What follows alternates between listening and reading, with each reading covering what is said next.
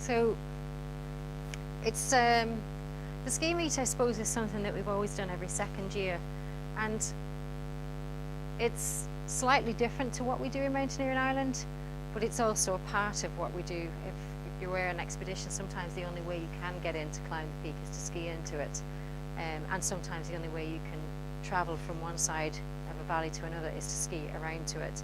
If you step off your skis, you'll be up to your hips in deep snow. So it's a way of traveling through the mountains, which is why we tend to focus on ski touring, ski mountaineering, rather than piste skiing and a ski holiday, because there's plenty of companies out there doing a really good job at that, and people can get on and do that themselves.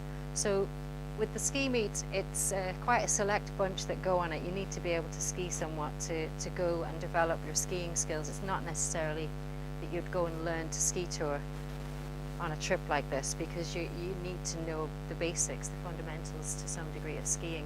So during the ski meet, I would love to have people turn up like they would do for any of the other meets, and go and ski on the piste, go do some touring themselves, go do some ski mountaineering for a few days, and come back and tell us all about it. Because that, I think, is what a meet is all about, that people go and do their own thing. And equally so, we put on some courses as well, where people will learn some skills and hopefully progress their skills to go and do their own trips. So it's a tricky one, because you need some level of skill to get onto it. You need to be starting as a skier, to some degree. I was described as a mountaineer skier, a survival skier.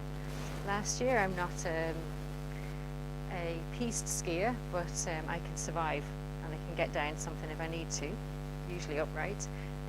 But a skier who's described as a skier is probably more technically competent as a skier, but maybe doesn't have that knowledge of traveling in the mountains.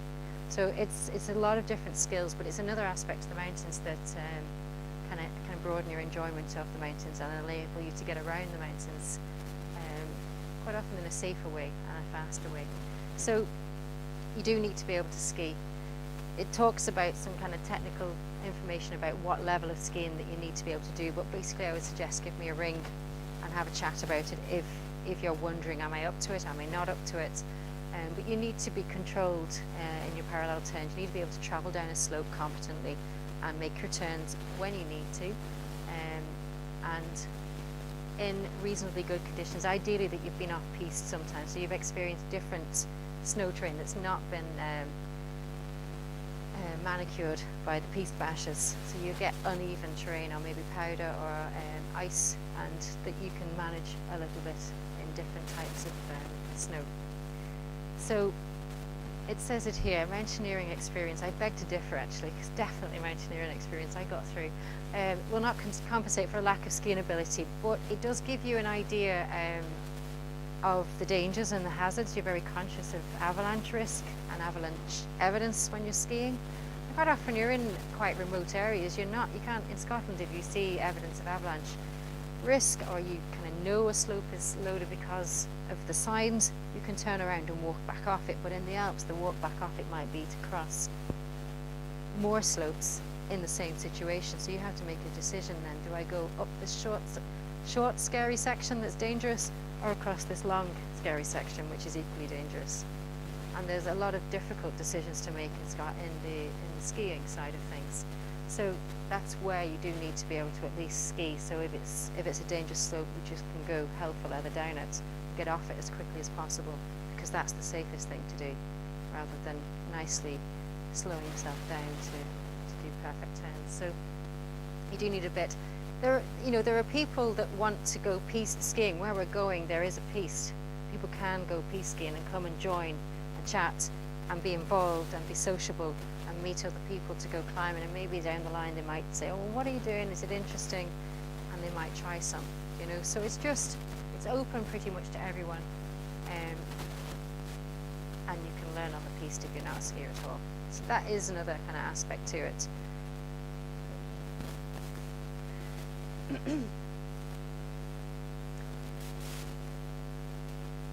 So we're going to a place called Queyras in the French Alps. It's quite near to the Ecrins, which we've been to a few times in the Alpine meet, the summer meet. It's a beautiful area and has a huge amount of variety of skills required, so you can go onto easier and more difficult ground. You can steer clear of glaciers if you wish, because obviously you can imagine skiing across holes at speed, and you can't read the ground so fast as you can when you're traveling slowly on foot. So this is the one section. There are 6 sections, 6 ski areas in the Queyras, and just pass, I think it's the next slide, yeah. So for the skiers who are looking to ski piste, there's quite a lot of options, with 113 kilometers of skiing. So, you know, you'll be kept very busy for a lot longer than a week. The accommodation, I've been quoted fairly reasonable prices accommodation-wise. You know, less than 40 euros, 50 or 60 euros for 2 and 3 people sharing. So it's pretty reasonable, and that's for the room now, not per person. So it's quite reasonable for food and for accommodation, and it's a nice feel to the place as well. There's also hire there, so you don't need to be bringing lots of equipment. But equally so, there's high mountains. You can still bring your mountaineering experience, all your Scottish experience, ropes, harnesses, crampons sometimes, ski crampons sometimes, to the equation, and your navigation skills as well. If you see people in the Alps looking at you strange when you take a map out to navigate if the weather's bad. Where's your GPS? But you know, sometimes that's the best thing to do. So you know, your batteries may be too cold to work your GPS. Okay, so there are 2 levels of skills courses that we offer. One of them is an intro course, it's a 5-day course, and one is a 7-day course that's an intermediate ski level. And the shorter one is what it says, it's an introduction to ski touring, so you'd learn all the necessary fundamentals. Well, you'd be taught them anyway, whether you pick them up, that's a matter of how much you practice them. The first day of that 5-day course is a refresher day, and we also offer a separate 1-day refresher before that course starts as well, just if people want to go do their own thing but want a quick refresh on the slopes with someone. So you go through some of the basics. Obviously avalanches are a significant hazard in ski areas. I'm sure you've heard of incidents happening around the Alps and further afield. So people will carry equipment with the expectation that they may be involved in an avalanche at some point, where mountaineers are less likely to do that. We're more likely to travel on safe terrain if at all possible and avoid avalanche-prone slopes, but skiers travel faster, cover more distance, and are up much higher where there's a lot more snow falling. So there's a much higher chance that you're going to encounter tricky situations. So the 5-day course following the intro then will go on and develop and include an overnight or 2 nights where you're traveling from A to B to C and journeying through the mountains. So you'll be involved in the decision making, you'll be involved in what you're going to do, where you might go, and it'll help you develop your skills to plan trips for yourselves down the line, if that's where you're heading. So you can see there's glacier just back in the last picture there. So as people walk in the mountains, you might rope up. If you're on glaciers, there's holes beneath you could fall into, so it's a safety precaution that you might rope up with. With skiing, you can walk uphill roped together. It's very difficult to ski roped together downhill. The guides try it on their training, and they'll be very good skiers, but it's very difficult to ski in synchronized speed and not get snagged by someone moving a bit faster or slower than you. So you do need to pay heed to the terrain around you and avoid glaciated terrain where you can, and take a safe route through it where you can't avoid it. Okay. So the 5-day course is 550 euros, the 7-day course is 750 euros.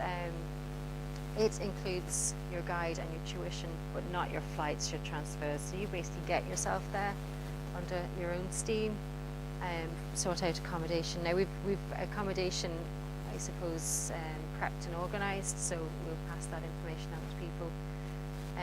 You'll need to ensure you have insurance for the activity that you're doing and a bit of extra pocket money. So if you are staying in the alpine huts, that you have money then to stay up in the hut. So usually around 50 or 60 euros full board or half board, sorry. So yes, just some nice pictures of ski slopes, steeper and shallower. Yeah, it's just a great way to travel around, see the mountains, get over the passes and look down the next valley.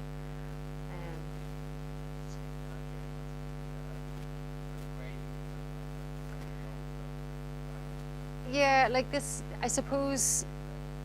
Yeah, I suppose you'd want to be. Are you familiar with the gradings? Have you skied on? Yes, yeah. So I suppose, yes, you would. It would be dependent on the terrain to some degree, the angle and the gradient. So obviously, if you're on piste, it's going to be steeper going up towards black. You know, the runs get steeper.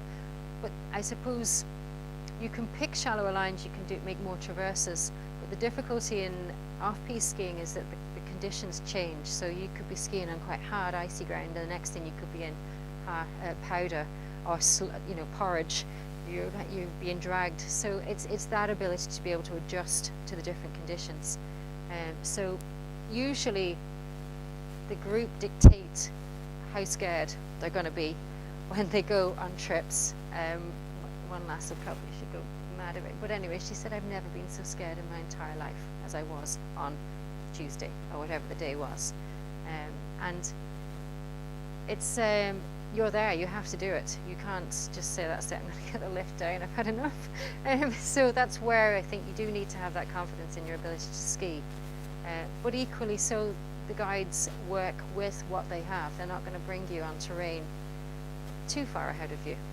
They're not going to, spoil your ability, your enjoyment by pushing you too far so that you're in tears. It is a difficult line, but they're pretty good at pitching what's comfortable for the group and slightly challenging where it needs to be. Exactly. Yeah, it's a line, isn't it? And it's being able to say, this is too much, I'm not comfortable, and I need to drop it down a wee bit. So that's something like the intro course might be a better place to go, because there's plenty of stunning terrain to travel on that's not steep and scaring you. And then equally you can find scary stuff too. So yeah, like that. So he's trying to get over either a Bergschrund, I should imagine, coming down off something, which, yeah, if you were an Olympic ski, you might choose to jump over, but then no. So, oh, there's the badge of Ecrins. So yeah, so that's a bit of appetite whetting there for ski and winter meet. Thank you very much for coming down.